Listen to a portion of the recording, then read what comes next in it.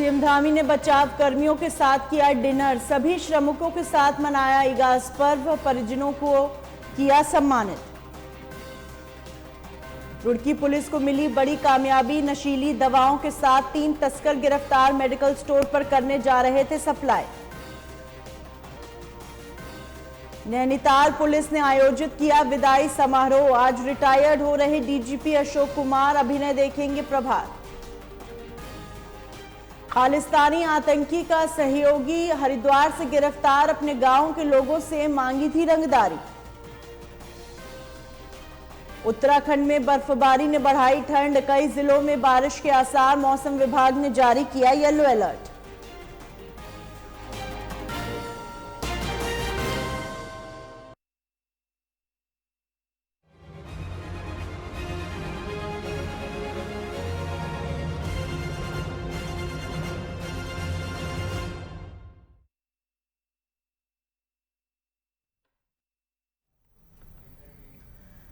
नमस्कार, स्वागत है आपका। आप देख रहे हैं उत्तराखंड लाइव। मैं हूं आपके साथ हिना। उत्तरकाशी टनल में फंसे मजदूरों को 28 नवंबर को रेस्क्यू कर सुरक्षित बाहर निकाल लिया गया। इसके बाद हर जगह जश्न का माहौल है और इसी क्रम में उत्तराखंड के मुख्यमंत्री पुष्कर सिंह धामी ने देहरादून स्थित अपने आवास पर इगास पर्व का आयोजन किया। इस खास आयोजन में रेस्क्यू किए गए श्रमिक भाइयों के साथ सीएम धामी जमकर थिरकते नजर आए। समारोह के दौरान सीएम धामी ने अपने आवास पर सभी श्रमिक भाइयों के साथ भोजन भी किया। वहीं इस मौके पर सीएम ने कहा उनकी दिवाली मंगलवार को आई, जब सुरंग के अंदर 17 दिनों से फंसे मजदूरों को रेस्क्यू कर सुरक्षित बाहर निकाल लिया गया।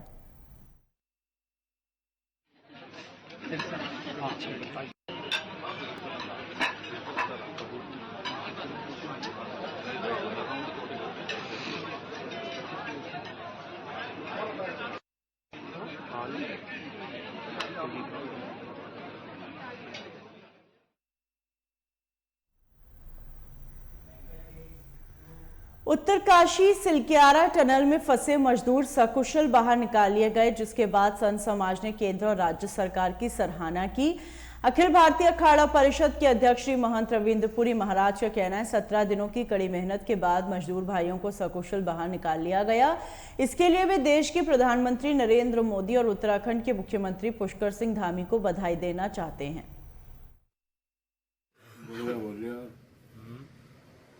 17 दिनों के प्रयास के बाद हमारे जो 41 मजदूर भाई थे सभी को सुरंग से सुरक्षित निकाला गया। इसके लिए मैं माननीय मुख्यमंत्री जी को बहुत बहुत बधाई देना चाहता हूं। माननीय मुख्यमंत्री जी 17 दिनों में लगातार सुरंग पे जाते रहे और जितने भी हमारे मजदूर भाई अंदर फंसे हुए थे उनके लिए उन्होंने खाने की व्यवस्था, उनके लिए दवाई की व्यवस्था एवं जो भी संभव हो सका उनके लिए किया। और जब हमारे मजदूर भाई वहां टनल से बाहर निकाले गए उस समय हमने देखा हमारे मुख्यमंत्री जी हमारी जनता से जो प्रेम करते हैं उस समय उनकी आंखों में झलक रहा था। मैं देख रहा था जब हमारे माननीय मुख्यमंत्री जी मजदूरों को छाती से लगा रहे थे। माननीय मुख्यमंत्री जी, मैं आपको बहुत बहुत आशीर्वाद और साधुवाद देना चाहता हूं कि आप वाकई जो है इस समय उत्तराखंड के देवदूत है। आप इस समय जितने भी परिवार नहीं, जितने उत्तराखंड वासी है आप सबके लिए देवतुल्य है। मैं आपको बहुत बहुत बधाई एवं आशीर्वाद देना चाहता हूं। भगवान की कृपा से ये सब काम हुआ। और दूसरी बात, हमारे सरकार ने, केंद्र सरकार ने, उत्तराखंड सरकार ने, प्रधानमंत्री जी ने, यशस्वी प्रधानमंत्री नरेंद्र मोदी जी ने बिल्कुल संपर्क मुख्यमंत्री जी से वहाँ बना के रखा। प्रधान पीएमओ की वहाँ टीम आई, पीएमओ की टीम का बराबर संपर्क बना रहा, सबका हौसला बढ़ा के रखा। और जो वहाँ हर ऑक्सीजन, भोजन की व्यवस्था, कपड़ों की व्यवस्था, हर चीज़ की सुविधा उनको देकर उनका मनोबल बढ़ाया। और उनका भी हम धन्यवाद करते हैं जिन्होंने अपना धैर्य रखा, मनोबल बढ़ा के अपना परमात्मा पर विश्वास करके वहाँ, नहीं तो इतने दिन में तो व्यक्ति पागल हो जाता है। तो पूरे देशवासियों ने उनके लिए प्रार्थना की भगवान से, सभी संतों ने की, एजेंसियों ने जो कार्य किया, जो अधिकारियों ने, कर्मचारियों ने, जो दिन रात में इतनी घोर ठंड में जो बर्फ़ भी वहाँ पड़ी, इतनी उसमें जो वहाँ कार्य किया वो सब तारीफ के काबिल है। प्रकृति के देन है भाई, घटनाएं को जानबूझ के थोड़ी होती हैं, प्रकृति के देन है, उसमें क्या कोई वो थोड़ी है, तो प्रकृति के देन है। कच्चे पहाड़ हैं, थोड़ी बहुत कमी बेसी हो ही जाती है, वो जानबूझ के तो हुई नहीं, वो क्यों करते जानबूझ के, वो परेशानी उन्हीं को तो भी जिन्होंने वो बनाई है, जो कुछ किसको भी परेशानी हुई उन्हीं लोगों को भी, तो ये तो कोई ऐसे कोई बात नहीं, वो कमी रही है, उस कमी को देख करके और आगे जो काम होगा बहुत बारीकी से होगा। तो बड़ी घटनाओं को बचाने का ये सबक उन्होंने जो है सीख लिया कि कोई त्रुटि ना रहे। और टनल में फंसे हुए 41 मजदूर जो श्रमिक बाहर निकले हैं, उसके लिए प्रदेश सरकार को भी और प्रदेश सरकार की उन सारी एजेंसियों को जो लगातार इस पूरे प्रकरण में लगी हुई थी, उन सबको बहुत बहुत बधाई, धन्यवाद। वो 41 मजदूर नहीं थे, वो हमारे भारत के वो नागरिक थे जो इस उत्तराखंड प्रदेश में एक नए आयाम स्थापित कर रहे थे। उनको बचाने के लिए सरकार ने, केंद्र सरकार ने और राज्य सरकार ने भी बहुत अच्छे प्रयास किए, भरसक प्रयास किए, सारी ताकत झोंक दी। इसके लिए हमारे प्रदेश के यशस्वी मुख्यमंत्री पुष्कर सिंह धामी जी बधाई के पात्र हैं। आदरणीय नरेंद्र मोदी जी, अमित शाह जी के मार्गदर्शन में एक टीम कार्रवाई कर रही थी, उनको बहुत बधाई। संत समाज सरकार का, दोनों सरकारों का, केंद्र और प्रदेश का आभार व्यक्त करता है कि उन्होंने मजदूरों की जान बचाई है। भाई भविष्य में ऐसी घटनाएं ना हो, इसके लिए तो जो है सरकार हमसे ज़्यादा चिंतित है। ऐसी घटनाएं कोई सरकार नहीं चाहती कि वो हो, लेकिन बहुत सारी चीज़ें प्रकृति के, परमात्मा के, ईश्वर के अधीन हैं, ना चाहते हुए भी होती हैं। लेकिन हम परमात्मा से ये अनुरोध करते हैं, निवेदन करते हैं, उनके श्री चरणों में अनुरोध कहते हैं कि ये परमपिता परमात्मा, इस देवभूमि उत्तराखंड में ऐसी कोई घटना ना हो जिससे यहाँ पर कोई आक्षेप लगे, और यहाँ को जो भी घटनाएं होती हैं वो सीधा हम जो है देवभूमि के लोग हैं तो ईश्वर से जोड़ करके देखते हैं, लेकिन ईश्वर की कृपा हमेशा रहती है, घटना कुछ भी हो जाए और फिर भी जो है देवभूमि पाक, पवित्र और साफ स्वच्छ छवि बनी हुई है, बनी रहेगी।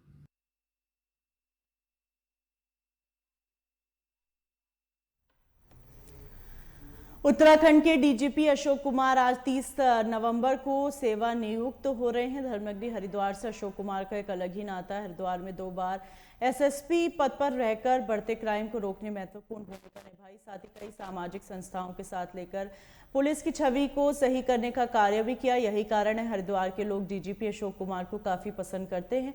धर्मनगरी हरिद्वार में अशोक कुमार के सम्मान में कई सामाजिक संस्थाओं द्वारा एक कार्यक्रम आयोजित किया गया, जिसमें अशोक कुमार को पुलिस में 34 वर्ष तक की गई सेवाओं के लिए सम्मानित किया गया।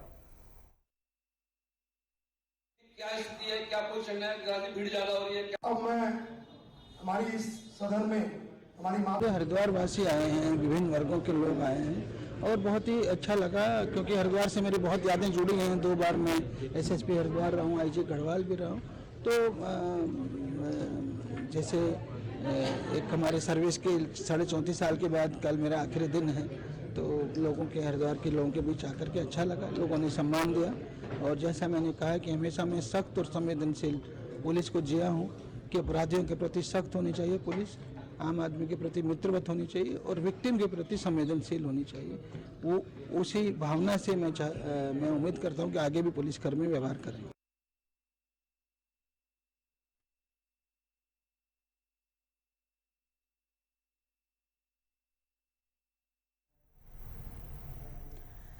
हरिद्वार के जीआरपी पुलिस ने एक बार फिर लोगों के चेहरे पर मुस्कान बिखेर दी। चोरी और गुमशुदा 110 मोबाइल फोन बरामद किए गए। बरामद मोबाइल की कीमत करीब 18 लाख बताई जा रही है।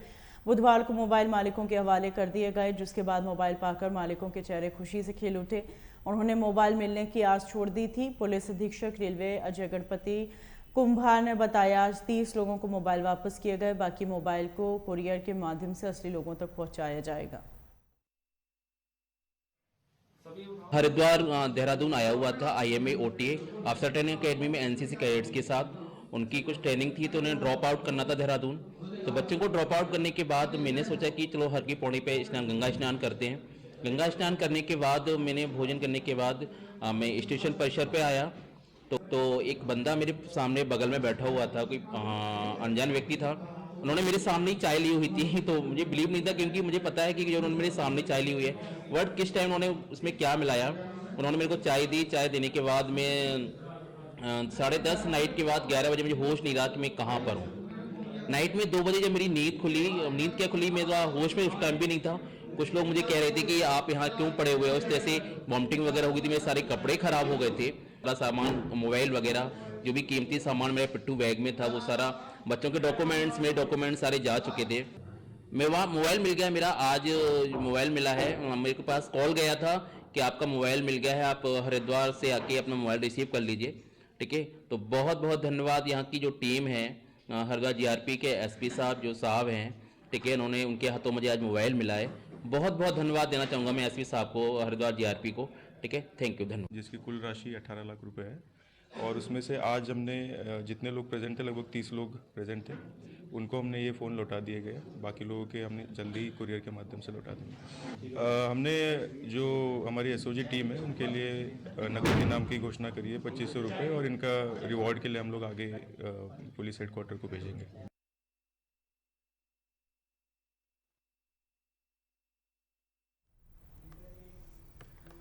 हरिद्वार के बहादुराबाद स्थित एक निजी अस्पताल में डिलीवरी के दौरान महिला की मौत हो गई, जिसके बाद ग्रामीणों ने प्रबंधक व डॉक्टर पर लापरवाही का आरोप लगाते हुए जमकर हंगामा काटा। परिजनों ने उन्हें गुमराह करने की बात कही। वहीं सूचना पर पहुंची पुलिस ने परिजनों को समझा बुझाकर हंगामे को शांत कराया। स्थानीय लोगों का कहना है मैक्सवेल अस्पताल में डॉक्टरों की लापरवाही के चलते मरीज की जान जाने का यह पहला मामला नहीं है। इससे पहले भी कई ऐसी घटनाएं सामने आ चुकी हैं। इसके बावजूद भी स्वास्थ्य विभाग व जिला प्रशासन की ओर से अस्पताल के खिलाफ कोई कार्रवाई या जांच नहीं की गई। ठीक है, नहीं आगे 11 बोतल देंगे भाई, चाहे कर को दे 11 बोतल, 11 बोतल उन्होंने खून की मंगा ली, उन 11 बोतल का नहीं पता कहाँ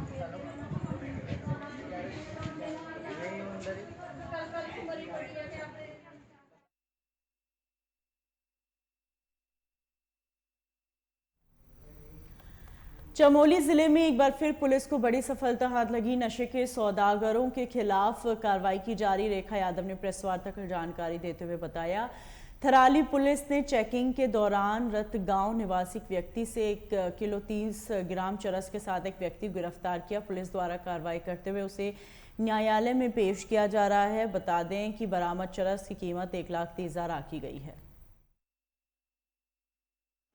बद्रीनाथ धाम कपाट बंदी के बाद से वहाँ पे अभी श्रद्धालुओं का आवागमन बंद हो जाता है, क्योंकि धाम में बहुत स्नोफॉल वगैरह भी होता है और वो जो कंडीशंस है वो लिवेबल नहीं रह पाती है, क्योंकि वहाँ पे काफ़ी मठ मंदिर वगैरह है। वहाँ पे कुछ लोग होते हैं जो वहाँ पे पूर्व में भी रहते हुए आए हैं, उनके द्वारा आवेदन किया जाता है, वहाँ पे अनुमति मांगी जाती है पुलिस एवं प्रशासन के माध्यम से। उनको वेरीफाई करने के पश्चात उनको अनुमति दी जाती है। उनकी जो वेरिफिकेशन के फॉर्म्स अभी हमें उपलब्ध हो रहे हैं, तो अभी चूंकि प्रक्रिया ऑनगोइंग है, तो अभी सीमित संख्या के बारे में जानकारी नहीं है। मुख्यमंत्री महोदय द्वारा चलाए जा रहे मिशन ड्रग फ्री देश मिशन 2025 को सार्थक बनाने के लिए चमोली पुलिस लगातार उसमें प्रयास कर रही है। इसी क्रम में कल एक बड़ी सफलता थाना थराली क्षेत्र अंतर्गत में हासिल हुई है, जिसमें रात्रि चेकिंग के दौरान एक रतगांव निवासी व्यक्ति के कब्जे से 1 किलो 30 ग्राम चरस बरामद हुई, जिसकी मार्केट में मूल्य लगभग 1,30,000 रुपये है। अभियुक्त के द्वारा चूंकि कॉन्ट्राबैंड उसके कब्जे से मिला था, उसके तहत सुसंगत धाराओं में अभियुक्त पंजीकृत किया गया। बाद गिरफ्तारी अभियुक्त को न्यायालय पेश किया जा रहा है। चूंकि व्यक्ति पकड़ा गया है, इसके आपराधिक इतिहास को खंगाला जा रहा है। अगर कोई आपराधिक इतिहास प्रकाश में आए तो उसको भी इन्वेस्टिगेशन में शामिल किया जाएगा और उस अनुरूप आगे कार्रवाई की जाएगी। इस पूरे प्रकरण को उजागर करने के लिए जो हमारी टीम ने अथक प्रयास किया है, उसको प्रशंसा के लिए मेरे द्वारा 2,500 के नाम पुलिस टीम के लिए अनाउंस किया गया। बद्रीनाथ धाम के कपाट बंद होने के पश्चात थाना बद्रीनाथ शिफ्ट हो जाता है और हमारे हनुमान चट्टी से हमारी बैरियर लगती है, जो कि है वहाँ से गश्त रहती है, गतिमान रहती है। क्योंकि अभी मास्टर प्लान का कार्य भी गतिमान है और लगभग ये दिसंबर माह तक मास्टर प्लान के काम करने वाले कर्मचारी वहाँ पर रहेंगे। तो चूंकि कर्मचारी वहाँ है तो फोर्स भी वहाँ पर तैनात की गई है और धाम परिसर की सुरक्षा के हेतु गार्ड भी लगाई गई है। समय समय पर पेट्रोलिंग, अगर आवश्यकता अनुसार पेट्रोलिंग को भी बढ़ाया जाएगा। क्योंकि अब श्रद्धालुओं का आवागमन बंद हो गया है, क्योंकि वहाँ पे ओनली अब जो मास्टर प्लान का काम करने वाले कर्मचारी ही हैं और उनके जो कंपनी हेड है उनसे भी बात हो गई है। उनको बताया गया है कि वही चूँकि धाम में विषम परिस्थितियाँ भी रहेंगी, उनके लिए सम्यक उनमें व्यवस्थाएं की जाए और जो भी पुलिस संबंधी प्रबंधन होंगे उसके बारे में भी अवगत कराया जाए। तो उस अनुरूप भी हम उसमें आकलन करके उसमें कार्रवाई करेंगे। वर्ष 2023 में जनपद चमोली पुलिस द्वारा वर्ष भर में लगभग 15 एनडीपीएस के अभियोग पंजीकृत किए गए, जिसमें लगभग जो कल का 480 ग्राम चरस और आज का 1 किलो 30 ग्राम चरस मिलाकर के लगभग ये 30 किलो क्वांटिटी कॉन्ट्राबैंड जब्त की गई, जिसमें अराउंड 32 अभियुक्त भी गिरफ्तार हुए हैं। चूँकि ये अभियान अभी 1 महीना और बाकी है और अगले 1 महीने में हम अपेक्षा करते हैं कि और हम इसमें अधिक से अधिक कॉन्ट्राबैंड जब्त करेंगे और जो ऐसे कृत्यों में लिप्त अभियुक्त हैं उनके खिलाफ कार्रवाई भी की जाएगी।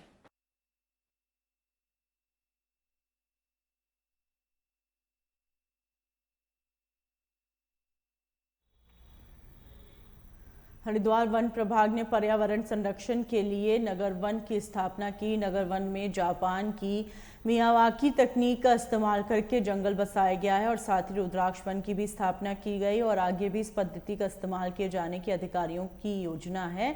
हरिद्वार नगर वन में अलग अलग 16,000 से ज़्यादा पौधे लगाए जाएंगे। यह सभी पौधे पर्यावरण के लिहाज से काफ़ी महत्वपूर्ण होंगे। वहीं वन विभाग की इस पहल का स्थानीय लोगों ने स्वागत किया। आसपास के लोग नगर वन में पहुंचकर प्रकृति का लुत्फ भी उठाते हैं और अपने पूर्वजों की याद में वृक्षारोपण भी करते हैं। कि इस निधि वन में हम अपने पूर्वज के नाम से एक वृक्ष स्थापित करते हैं, जो वृक्ष हमारे आजीवन हमारी आने वाली संतति के लिए हमारे पूर्वज के आशीर्वाद के रूप में उपस्थित रहता है और हम निरंतर अपने पूर्वज को अपने हृदय के निकट पाते हैं। ये निश्चित रूप से वन विभाग की तरफ से एक अति उत्कृष्ट पहल है और मैं चाहता हूँ कि इस तरह के वन हर नगर में, हर शहर में किए जाएं, जिससे कि दोनों चीज़ें हम अपने पूर्वजों के प्रति सम्मान भी प्रकट करेंगे और साथ साथ पर्यावरण को एक बहुत बड़ी हम सुरक्षा प्रदान करेंगे। जो मियावाकी पद्धति है, एक जापान के बॉटनिस्ट थे अकीरा मियावाकी, उनके द्वारा ये सघन वन को शॉर्ट टाइम में प्रोड्यूस करने की पद्धति है। इसमें जो है नॉर्मल जो हमारे वन लगता है उससे जो है थोड़ा 30 गुना ज़्यादा सघन प्लांटेशन होता है इसमें। जैसे जो नगर वन में हमने यहाँ लगाया है वो 1 हेक्टेयर में 16,666 पौध लगाई है हमने। और जैसे कि आपने देखा ही कि स्थिति कैसी है उसकी, बढ़िया वन फ्लरिश हो रहा है और अच्छा है। और ये मेनली जो लगाया जाता है इसलिए लगाया जाता है अर्बन एरियाज़ के बगल में लगाया जाता है, जिससे कि जो अर्बन एरियाज़ के जो निवासी हैं उन्हें शुद्ध हवा, एक वातावरण प्रोवाइड हो सके।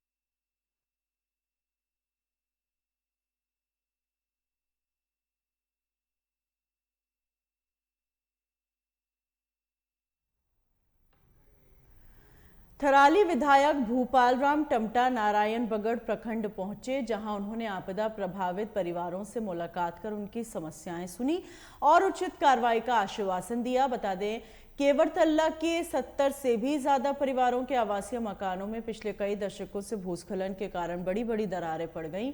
इस कारण कई परिवारों ने अपनी पुश्तैनी घर भी छोड़ दिए। और वहीं विधायक और नायाब तहसीलदार ने कहा, जल्द ही केवर गांव का भूगर्भीय सर्वेक्षण कराया जाएगा और भूगर्भीय सर्वेक्षण की रिपोर्ट आने के बाद ही ग्रामीणों की समस्याओं के समाधान होंगे। हम निवासी हैं और सबसे पहली बात यह है कि सर्वे आज तो सारे लोग आ रखे हैं, इससे पहले भी आ रखे थे। जीतराम कि जब भी भूकंप आता है, बारिश आती है, बादल फटने का डर रहता है, बारिश ज्यादा होती है तो हमारे गांव में बहुत ही डर रहती है, जिस कारण कि हम गांव घर से बाहर निकल जाते हैं, क्योंकि दरारें पड़ती रहती है। जैसे जैसे ज्यादा बारिश आएगी दरारें पड़ती रहती हैं। सन 75 में सबसे पहले यहाँ पर सर्वे हुई थी, जो कि आज भी जो है इतिहास में और अखबार के पन्नों में दर्ज है। उस समय से दर्ज होते होते और लास्ट में जो है 2013 की जो आपदा आई थी उसमें सबसे ज्यादा सर्वे हुई थी। और सर्वे होने के बाद ये समय मुख्यमंत्री भी आए थे और विधायक लोग भी आए थे, सांसद भी आए थे और कर्मचारी भी आए थे, पटवारी और डीएम साहब सारे आ रखे थे। और उसके बाद जो विस्थापितों का हमने विस्थापित करने के लिए जो वो रखा था केवल गांव को, जैसे बिहारी में था उसी तरह हमने भी रखा था, क्योंकि ये केवल गांव पूरा भूगर्भ जो है जल के ऊपर है, पानी के ऊपर है, इसलिए भूगर्भ वालों ने भी इसको स्लाइड में रखा था, बहुत दफे रखा है, फिर भी नहीं हुआ। अब ये चाहते हैं कि इस समय जो है टमटे जी आ रखे हैं, विधायक साहब हमारे आ रखे हैं और पटवारी जी आ रखे हैं, कानून साहब आ रखे हैं, प्रमुख साहब आ रखे हैं और राज्य शासन से या केंद्र शासित से हमें यह आश्वासन मिलना चाहिए समय कि हमारा गांव का या तो विस्थापन हो और या इसकी देखरेख अच्छी तरह हो। पूरा नीचे से गांव के तले स्लाइड में है और वो दिन प्रतिदिन क्या कि साल साल वो नीचे गिरता जा रहा है। इससे हमको बहुत परेशानी हो रही है। कभी भूकंप आ रहा है, रात को हम बाहर निकल जा रहे हैं, फिर मकान से बजरी बुजरी ऐसा, वैसे भी हमारा कच्चा मकान है, ऐसा नहीं है कि लेंटर वाला नहीं है, कुछ नहीं है। और दरारें बाहर दरारें हैं, अंदर दरारें हैं। हमको ऐसी परेशानी हो रही है कि रात जब भूकंप आता तो हम बाहर चले आते हैं। और हमारे साथ और भी परिवार हैं, ऐसे नहीं कि हम अकेले होंगे। लेकिन हमको आज हमारे विधायक जी, प्रमुख जी यहाँ की और गांव में आ रखे, उन्होंने पूरी सर्वे की, हमारे अंदर भी गए, मकान के अंदर भी गए, सर्वे की, उन्होंने देखा। आगे हमको ऐसी उम्मीद है कि हमारे विधायक जी, प्रमुख जी हमको दूसरी जगह विस्थापन के लिए चयनित करेंगे और हमको आगे यही आशा है। धन्यवाद करना चाहते हैं। आज जो माननीय विधायक जी हमारे गांव में आए और यहाँ की जो ज्वलंत समस्याएं हैं, जो दरारें पड़ी हुई है भूस्खलन के कारण, वैसे तो हम लोगों ने इसके बारे में जो है 94 में जब जो है भूकंप आया था उसी समय जो है इसकी रिपोर्ट शासन प्रशासन को दी थी। लेकिन शासन प्रशासन की कुछ लापरवाही होने के कारण हमें ये आस बनी हुई है कि आज जो है प्रशासन के लोग भी आए हैं और माननीय विधायक जी भी आए हैं, तो ये जल्दी से जल्दी इसका जो है भू सर्वेक्षण करवाएंगे ताकि जो है गांव में जो है विस्थापन की कार्रवाई हो। आज हकीकत जो है माननीय विधायक जी ने अपने आंखों से देख लिया कि किस प्रकार से लोग यहाँ पे रह रहे हैं, किन समस्याओं का लोगों को समाधान को सामना करना पड़ रहा है।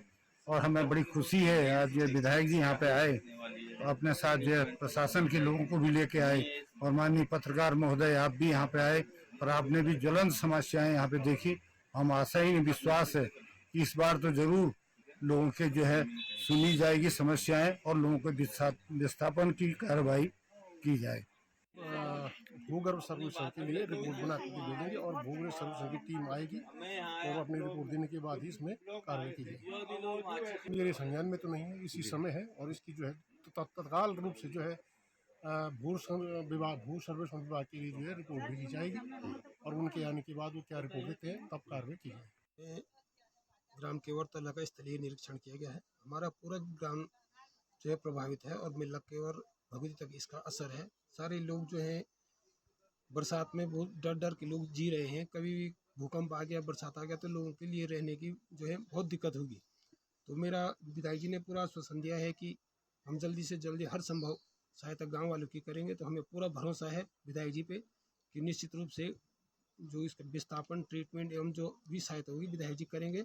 हमें शासन प्रशासन को विश्वास है कि अवश्य करेंगे और ये होना भी बहुत ज़रूरी है क्योंकि हमारे गांव वाले डर डर के जी रहे हैं।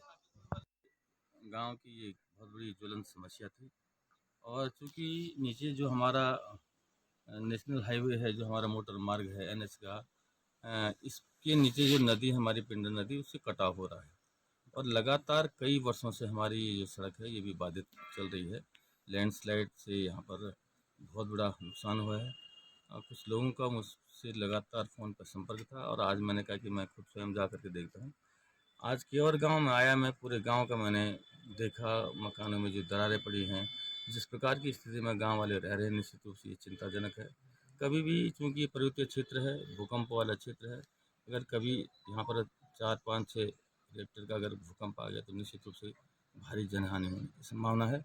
और मैंने आज चूँकि प्रशासन भी साथ में आया है, हमारे तहसील से हमारे नायब तहसीलदार साहब भी साथ में हैं, हमारे पटवारी जी साथ में हैं, तो मैंने इनको कहा कि तत्काल इसका भू सर्वेक्षण के लिए आज की जो हमारे स्थलीय निरीक्षण हुआ, जो हमने यहाँ देखा है, उसकी जांच आख्या बना करके और एक बार इसमें भू सर्वेक्षण हो जाए। भू सर्वेक्षण के बाद किस प्रकार की अनुशंसा आती है, तत्पश्चात हम शासन स्तर पर यहाँ पर कि विस्थापन हो या किस प्रकार की यहाँ पर व्यवस्था होनी है। क्रॉनिक जोन के रूप में इसमें क्या, और हम नीचे जो सड़क है हमारी नदी से ऊपर तक का, इसके क्रॉनिक जोन के लिए किस प्रकार के हम इसकी ट्रीटमेंट की व्यवस्था करें, इसके लिए मैं अलग से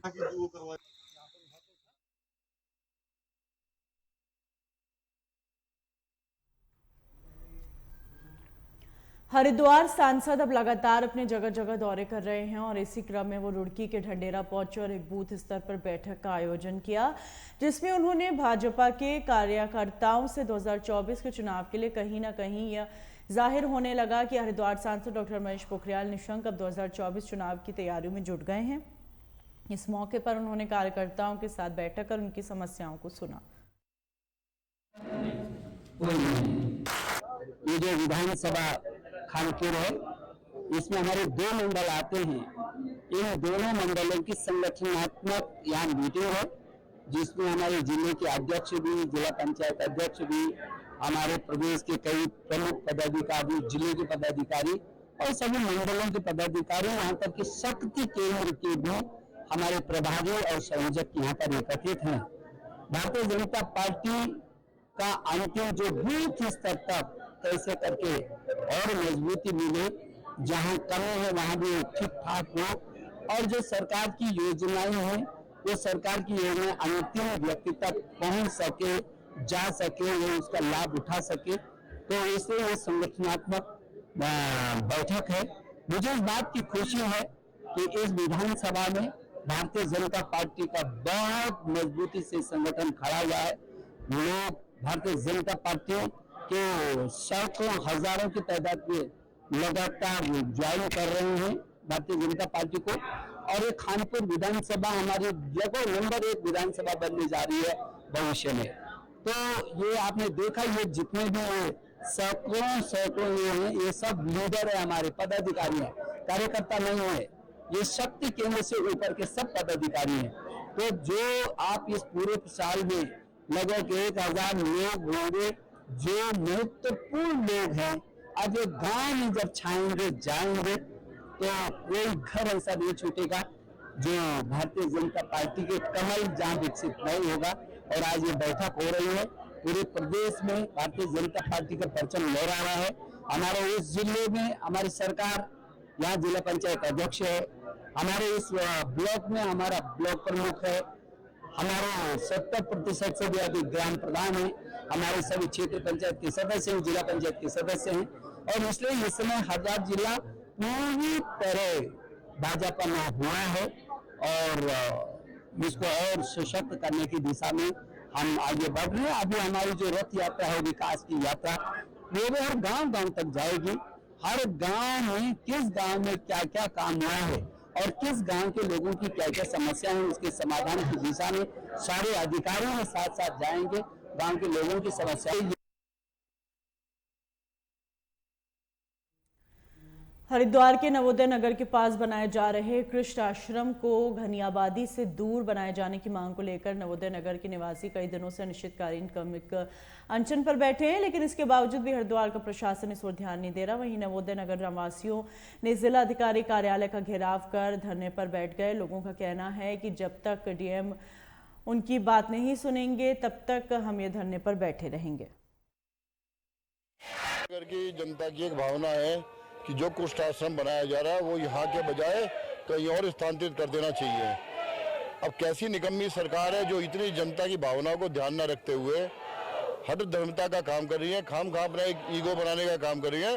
जब माननीय मुख्यमंत्री जी को इस बाबत ज्ञापन दिया गया तो उन्होंने भी ये कहा कि नहीं ठीक है, इसके ऊपर उचित कार्रवाई की जाएगी।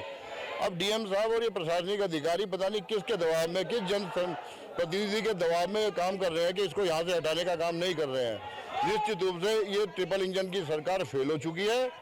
ट्रिपल इंजन वैसे तो तब लगाया जाता है जब पहला इंजन कमजोर हो, उसके बाद दूसरा लगता है, तीसरा लगता है। ये तीनों के तीनों कमजोर इंजन है जो जनता की भावनाओं को नहीं समझ रहे हैं।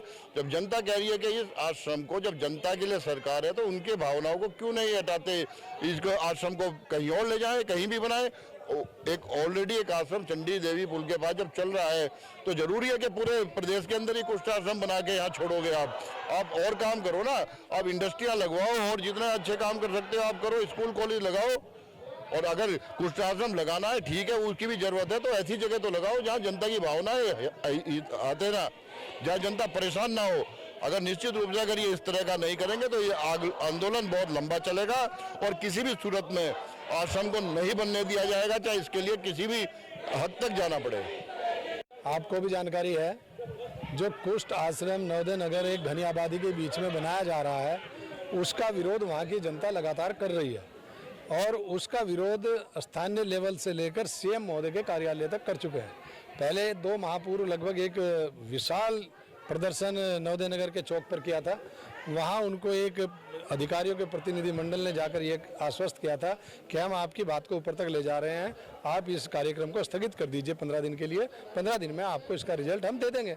लेकिन 15 दिन होने के बाद भी जब 16वें दिन 17वें दिन काम चालू फिर हो गया तो ये लोग जो डेलीगेशन है वो सीएम महोदय से भी मिला और जिला सीएम महोदय ने आश्वस्त किया था ज्ञापन, और जो ज्ञापन उनको दिया गया था उस पर लिखा था कि इसको हम यहाँ से हटा देंगे, स्थानांतरित कर देंगे, और संबंधित अधिकारी को जिससे भी संबंधित डिपार्टमेंट था उसको वो ज्ञापन भेज दिया गया था। लेकिन आज तक भी यहाँ पर कोई जानकारी जिलाधिकारी महोदय को नहीं। जिलाधिकारी महोदय हमें जो अवगत कराते हैं, कहते हैं कि मुझे कोई जानकारी नहीं है, मेरे पास कुछ नहीं आया। तो 2 दिन पहले 3 दिन पहले भी जिलाधिकारी महोदय को ज्ञापन देने हम लोग आए थे, लेकिन जिलाधिकारी महोदय उपस्थित नहीं थे, कहीं बाहर थे।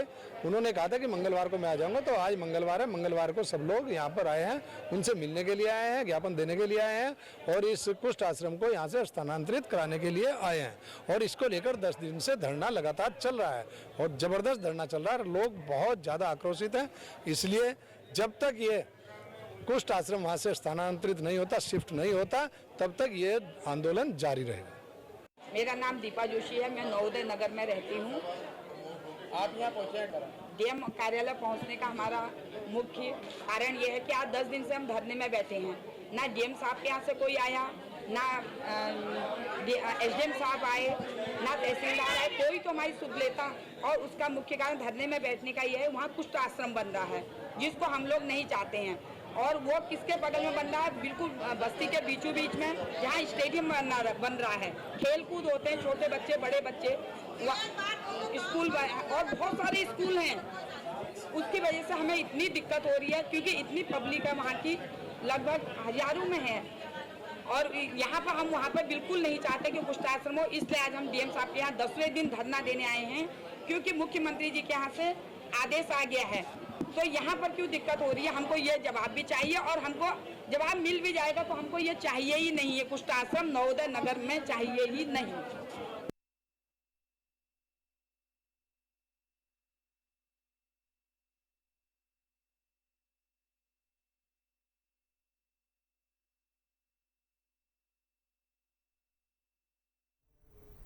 इन्हीं खबरों के साथ बुलेटिन में फिलहाल इतना ही। दीजिए इजाजत।